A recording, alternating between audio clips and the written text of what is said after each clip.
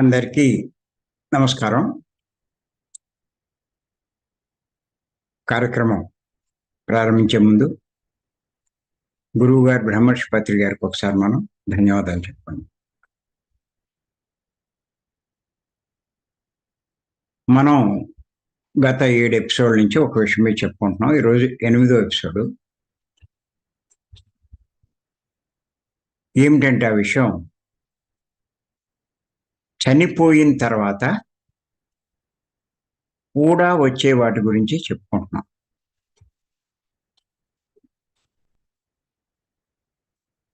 మనకి బాహ్యంగా కనిపించేవి ఏమీ రావు కూడా, కానీ మనకు కనిపించినవి వస్తాయి. అందులో వాసనలు, సంస్కారాలు, కర్మలు, జ్ఞానం చేత నిజంగా తెలివైన వాడు, ఒక రకంగా చెప్పాలంటే యోగులు లాంటి వాడు. ఈ కూడా వచ్చే వాటి మీద దృష్టి పెడతారు, వాటికి ఎక్కువ ప్రాముఖ్యం ఇస్తారు.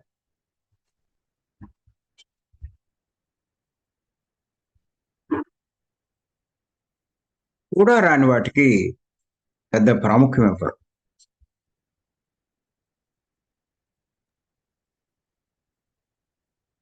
सर माइक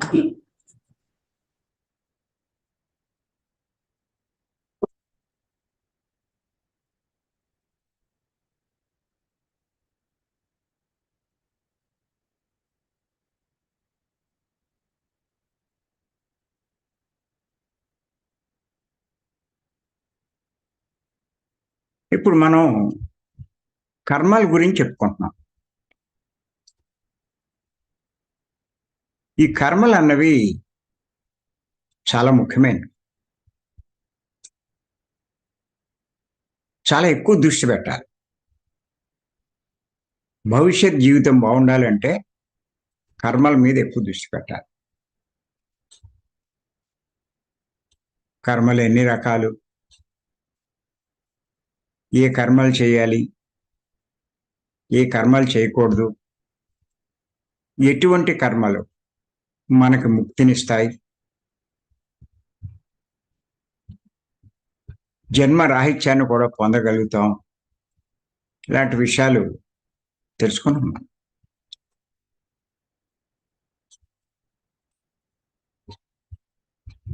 శ్రీకృష్ణ భగవాన్ చెప్పినవి, ఇంకా పెద్దలు చెప్పినవి, ఈ కర్మల గురించి ఇలా ఎన్నో విషయాలు చెప్పుకున్నాం. ఈరోజు శ్రీకృష్ణ భగవానుడు చెప్పినటువంటి మరో శ్లోకం చెప్పుకుందాం. ఎందుకంటే కృష్ణ భగవానుడు చెప్పినవి చాలా ముఖ్యం కాబట్టి. ఇవి తెలుసుకోకుండా మనం కర్మలు చేస్తే నష్టపోయేది మనమే. మనం అనుకుంటాం చాలా చాలా గొప్ప పనులు చేస్తున్నాం, కానీ అంతటి గొప్పవాళ్ళు చెప్పింది అర్థం చేసుకోకుండా మన ఇష్టం వచ్చినట్టు నచ్చినట్టు చేస్తే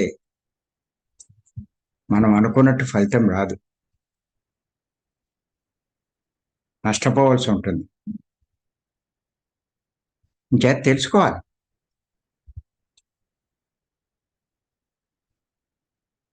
ఈరోజు 4వ అధ్యాయం 18వ శ్లోకం రాసుకోండి.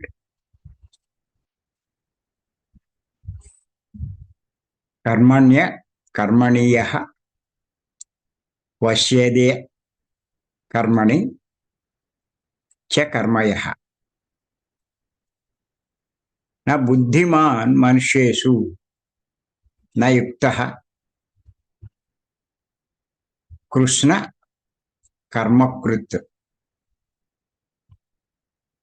దీని తాత్పర్యం చాలా జాగ్రత్తగా రాసుకోవాలి, అర్థం చేసుకోవాలి, ఒకటికి రెండు సార్లు మళ్ళా వినే ప్రయత్నం చేయాలి, చదివే ప్రయత్నం. ఎవడు కర్మల యందు అకర్మను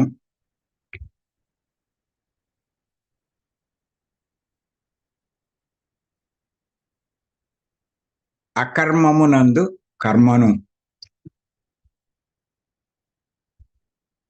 చూస్తాడో వాడే మానవులందరిలో బుద్ధిమంతుడు.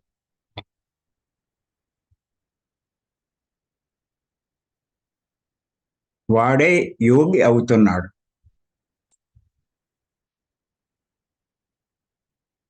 సకల కర్మలు ఆచరించిన వాడు అవుతున్నాడు.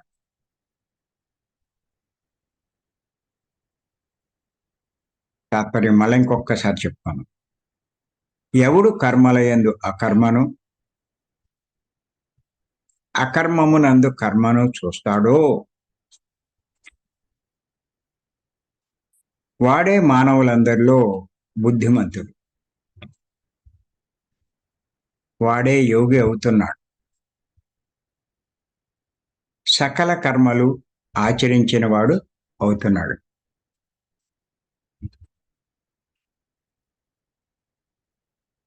దీనికి కాస్త వివరించుకుందాం ఎగ్జాంపుల్స్తో సహా,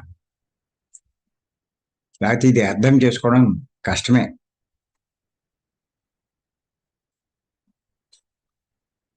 మొదట్లో నేను కూడా చాలాసార్లు చదవాల్సి వచ్చింది.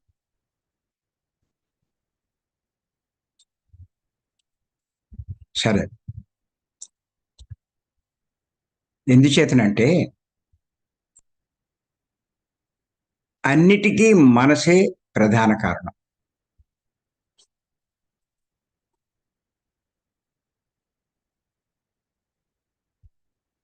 అందుచేత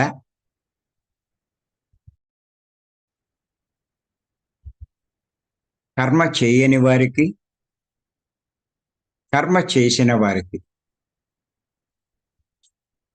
వారి వారి భావాన్ని అనుసరించే ఫలితం కలుగుతుంది. కానీ కర్మను బట్టి మాత్రం కాదు.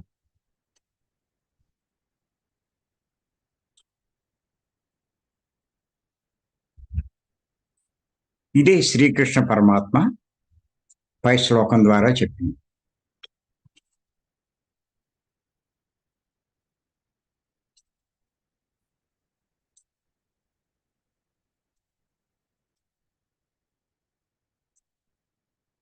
ఇది చాలా మందికి అర్థం కాక బాహ్యంగా కనిపించే కర్మను చూస్తున్నారు, కానీ ఆ కర్మలో వారి భావాన్ని గ్రహించలేకపోతున్నారు.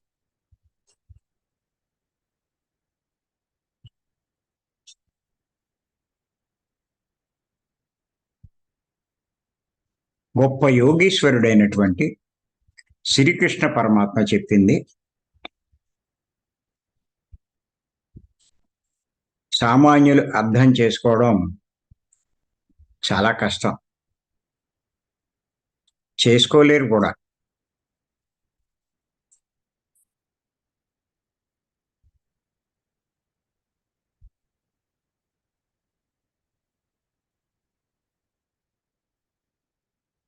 మనం లోకంలో చూస్తున్నాం, ఎంతో మంది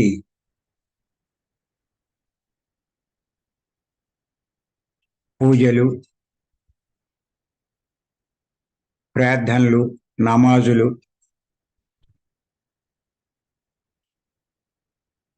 లాంటి ఆరాధనలు చేస్తున్నారు.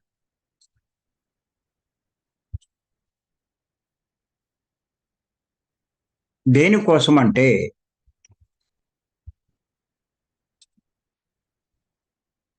భగవంతుడు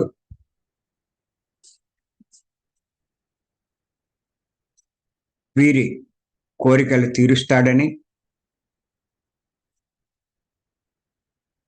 కష్టాలు తొలగిస్తాడని, పాపాలు క్షమిస్తాడని,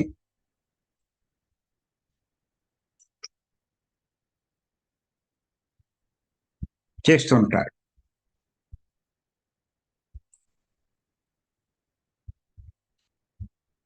ముఖ్యంగా వీరి యొక్క కోరికలు ఇంకా ఎన్నో ఉంటాయి.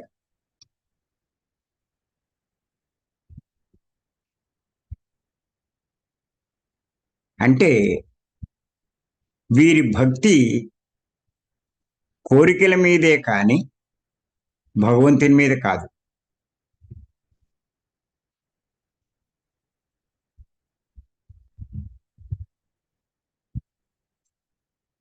అంటే వీరి బాహ్య చర్యలు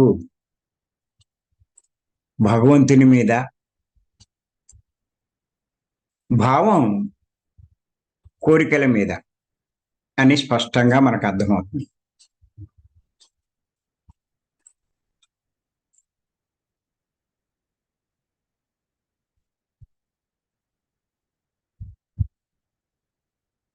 కానీ శ్రీకృష్ణుల వారు చెప్పిన దాన్ని బట్టి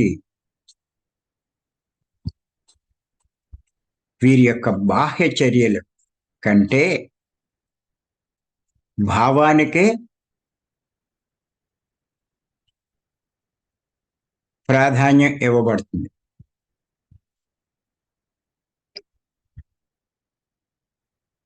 అందుచేత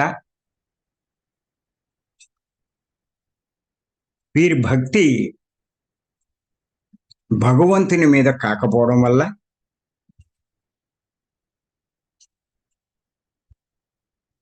భగవంతుని అనుగ్రహం పొందలేకపోతున్నారు. అంచేత భావంలో కూడా నువ్వు చేసేది నిష్కామంగా ఉండాలి.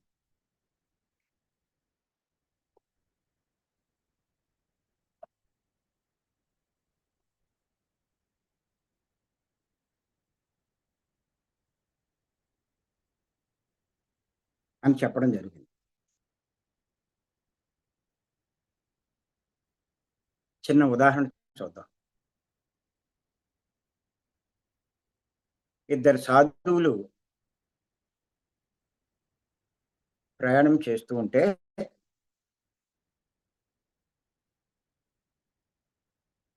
వారికి దారిలో ఒక ఏరు అడ్డం వచ్చింది. వారి ఏరు దాటబోతుండగా అక్కడే ఉన్న ఒక స్త్రీ ఆ ఏరు దాటలేక అక్కడే నిలబడి ఉంది. ఆ సాధువులను చూడగానే ఆమె వాళ్ళను ఏరు దాటించమని కోరింది. వెంటనే వారిద్దరిలో ఒక సాధువు ఆమెను ఎత్తుకుని ఏరు దాటించాడు. తర్వాత ఇద్దరు సాధువులు తమ దారిని వెళ్ళిపోయారు. కొంత దూరం వెళ్ళిన తర్వాత రెండవ సాధువు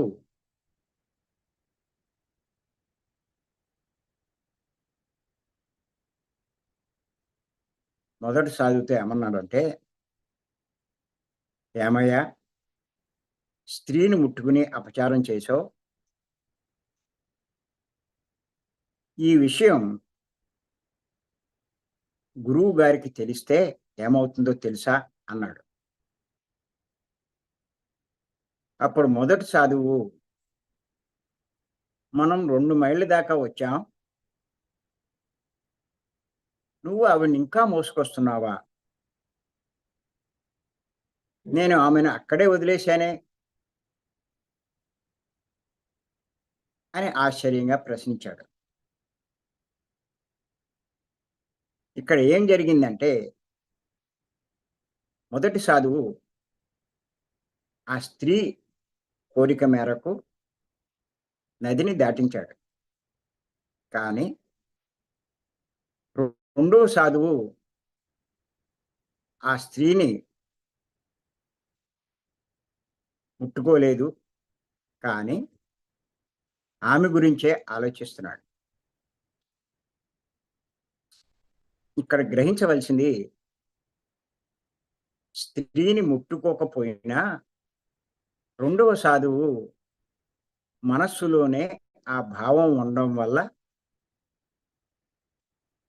2 మైళ్ళు వచ్చినా ఆవిడ్ని మర్చిపోకపోవడం వల్ల, భౌతికంగా కర్మ చెయ్యకపోయినా కర్మ చేసిన వాడయ్యాడు.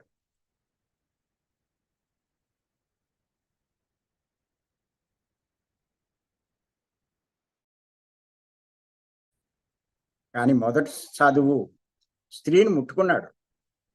ఆవిడ సాయం చేయాలనే భావం తప్ప మరే భావం మనసులో లేకపోవడం వల్ల, కర్మ చేసినా కర్మను చేయని వాడయ్యాడు.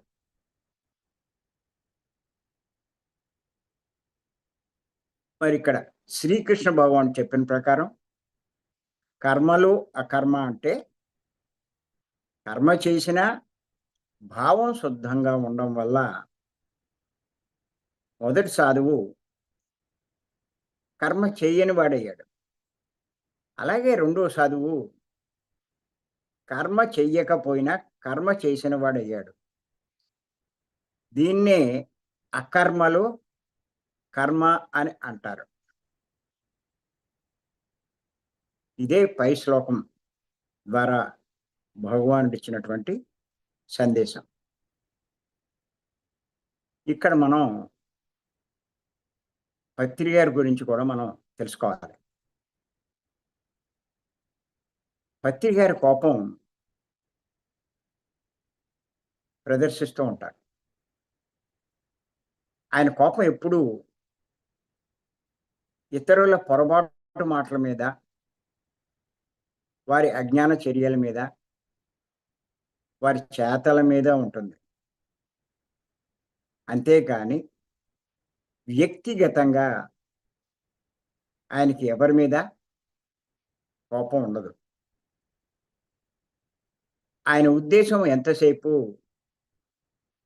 వారి జీవితాన్ని సరిచేయడానికి, వారి గుణాలు మార్చడానికి,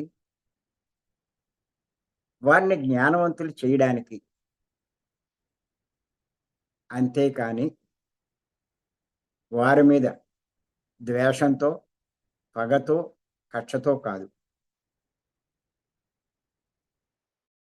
ఎంచేతంటే ఆయనకెవరు శత్రువులు లేరు.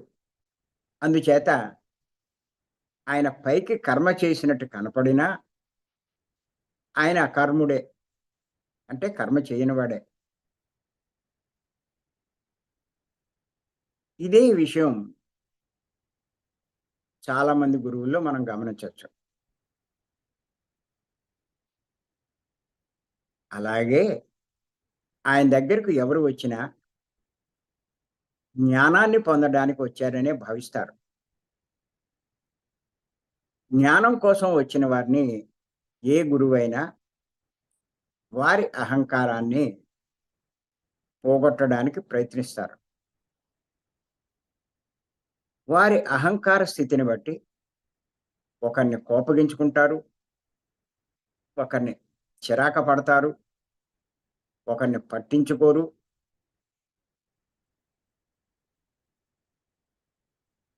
ఇంకొకరిని ఆప్యాయంగా పలకరిస్తారు, ఇంకొకరిని కౌగలించుకుంటారు, ఇంకొకరిని కొట్టవచ్చు కూడా. ఇలా రకరకాలుగా ఆయన ప్రవర్తిస్తూ ఉంటారు. గురువు ప్రవర్తన ఎప్పుడూ ఒకే రకంగా ఉండదు. శిష్యుని బట్టి ఉంటుంది. శిష్యునిలోని అహంకారం తొలగించి వారిని జ్ఞానవంతులుగా చేయడానికే ఏ గురువైనా ప్రయత్నిస్తాడు. అదే పత్రి గారి ప్రయత్నం కూడా. అందుచేత పత్రి గారు కర్మలు చేస్తున్నా ఆయన కర్ముడే. ఏ కర్మ ఆయనకు అంటదు. శ్రీకృష్ణ భగవానుడు చెప్పింది కూడా అదే.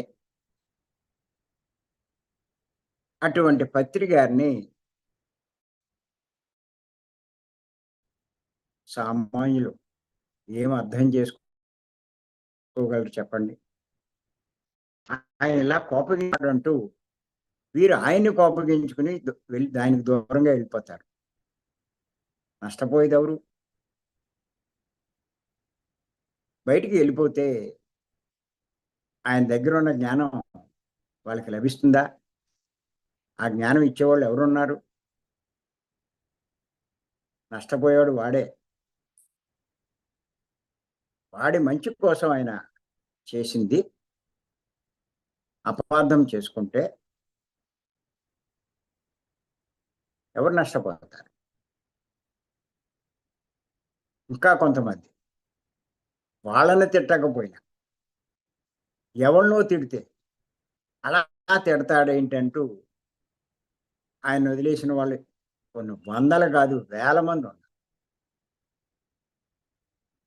నాకు బాగా తెలుసు. గురువు చర్యలు ఎవరికి అర్థం కావు, ఎప్పుడూ ఒకే రకంగా ఉండవు. ఎప్పుడూ కూడా గురువు ఏం చేసినా మనం చేసే పనుల మీద మీరు దృష్టి పెట్టాలి. ఎవరైనా సరే ఆ పనే నేను చేశాను, ఆ లోపం ఏమైనా ఉంటే వాటిని సరి చేసుకున్నా. అందుకే ఈ స్థాయికి ఎదగడానికి అవకాశం వచ్చింది. అంచేత ప్రతి ఒక్కళ్ళు ఇది అర్థం చేసుకోవాలి. కృష్ణ భగవానుడు చెప్పినటువంటి శ్లోకం, పత్రి గారు ఆయన యొక్క చర్యల గురించి మనం అర్థం చేసుకోవాలి. మనమంతా జ్ఞాన మార్గంలోకి వచ్చాం.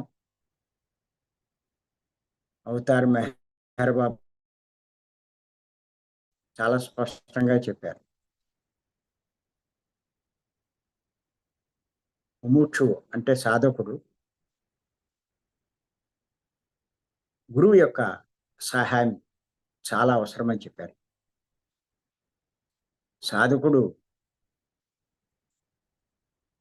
తన సొంతంగా ప్రయత్నం చెయ్యొచ్చు, వాడి ఇంట్లో కూర్చొని చేసుకోవచ్చు, ఆ పుస్తకాలు చదువుకోవచ్చు. కానీ గురువు సహాయం లేకుండా మధ్య భూమికల్లో చిక్కుకుపోతాడు. ఆరవ భూమికని దాటడం అసాధ్యం అని చెప్పి అన్నారు. దాని మీదే మనం పుస్తకం రాశాం, చాలా మంది చదివారు. ఉన్నవాళ్ళు కూడా ఆ పుస్తకం తీసుకుని చదవండి. సరైన గైడెన్స్ ఉండాలి. మనకి తెలియకుండానే ఈ మాయలో పడిపోతాం. ఆ గురువు హెచ్చరికలతో మళ్ళా మనం దారిలో పడే అవకాశం ఉంటుంది. అంచేత ప్రతి ఒక్కళ్ళు ఈ విషయం తెలుసుకోవాలి.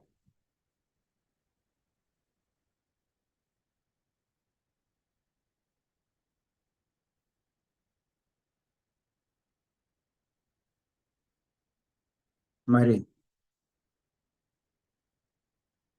ఇవన్నీ అర్థం చేసుకుంటే, ఆచరించగలిగితే ఎన్నో జన్మలు అక్కర్లేదండి. చాలా తక్కువ జన్మలు